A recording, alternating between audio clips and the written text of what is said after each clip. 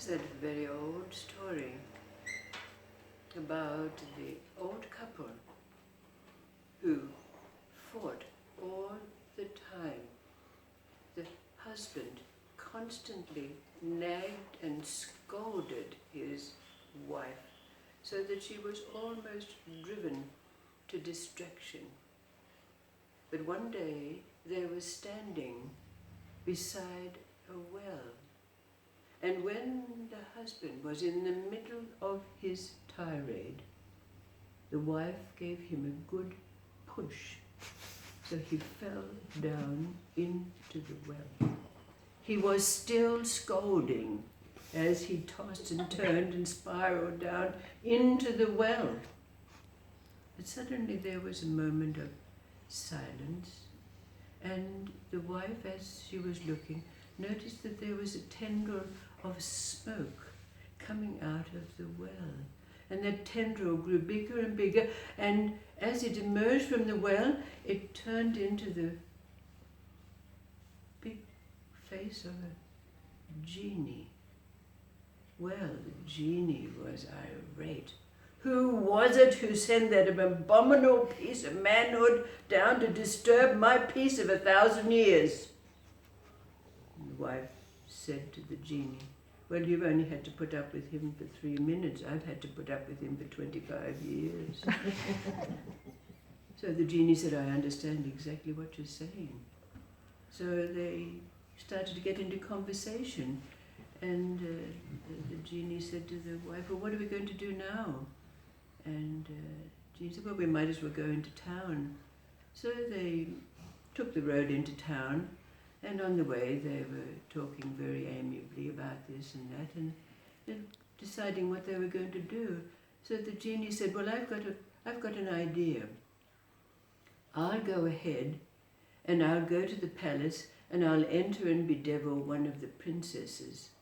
And then I'll give you a magic word, and you come to the palace and it will cast me out.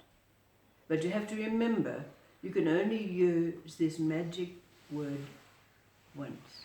So this is exactly what happened.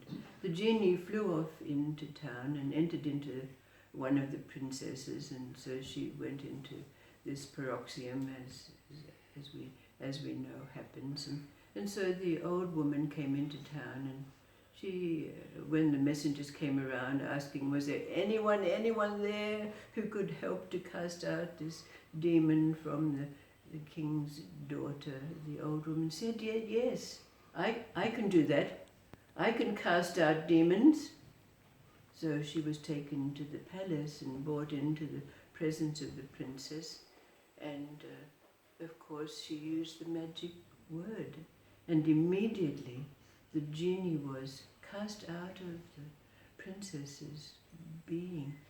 So of course the old woman was given much gold and went off to start a new life, being very wealthy now, and the genie went off not to be seen. But we know the nature of genies and these demons, as they're often called. He wanted to get into mischief, so he went off into another realm and entered some other member of the royal family.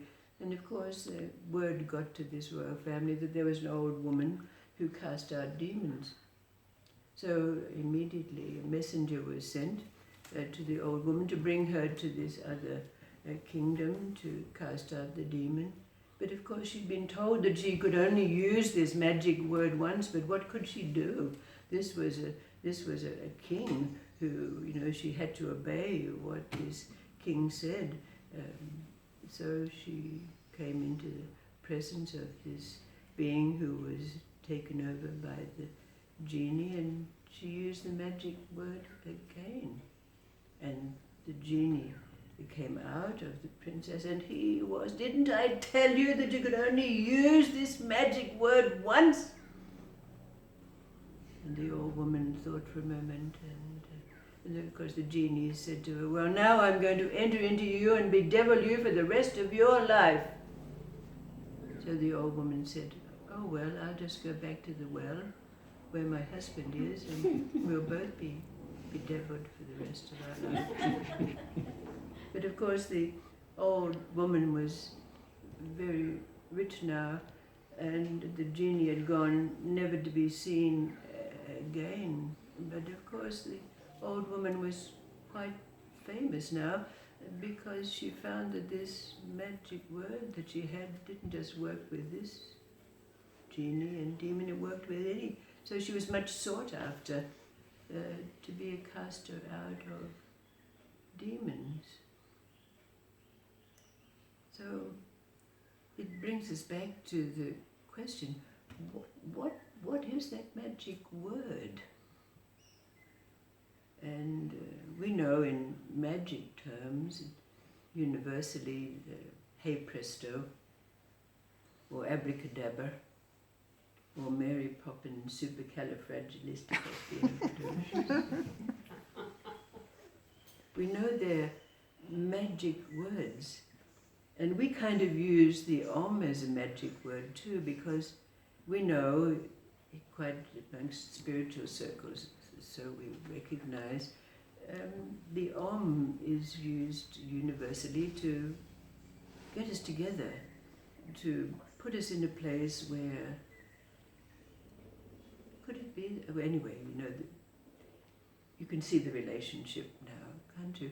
But our challenge is to find our magic word. I mean, where do we find it?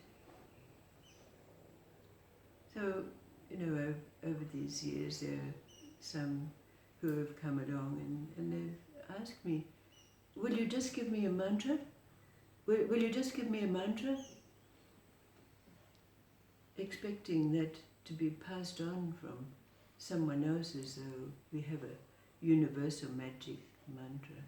Well, we know that there are universal magic mantras, but always with anyone who asks this question, it's said to them, you have to find the magic word for yourself. You have to look for it and seek it. And the wonderful thing is that's been found is that that magic word arises sometimes unbidden from within us. And all of a sudden, we've got our own word, our own magic word, our own mantra that we can use at any time to cast out the demons of our mind, not only, but to bring us back to a place of center, being here and present and open. Have you found your magic word yet? Because we have to look for it. We can use others' magic words, and they have a certain magic, but our own word that rises from within our self is all powerful. Not only can it cast out any of the fears that enter, that abound around us, or what we call the demons of our mind, but to bring us back to a place of being centered and peaceful. What is your word? What's your word?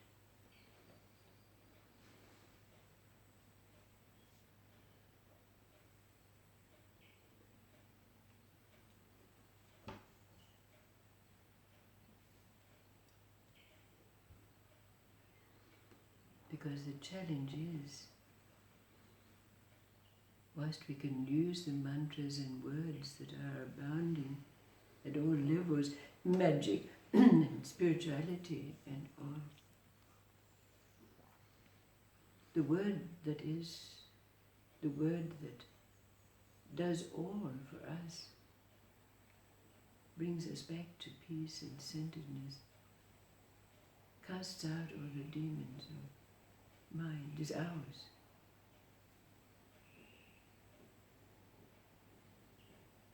What's your word?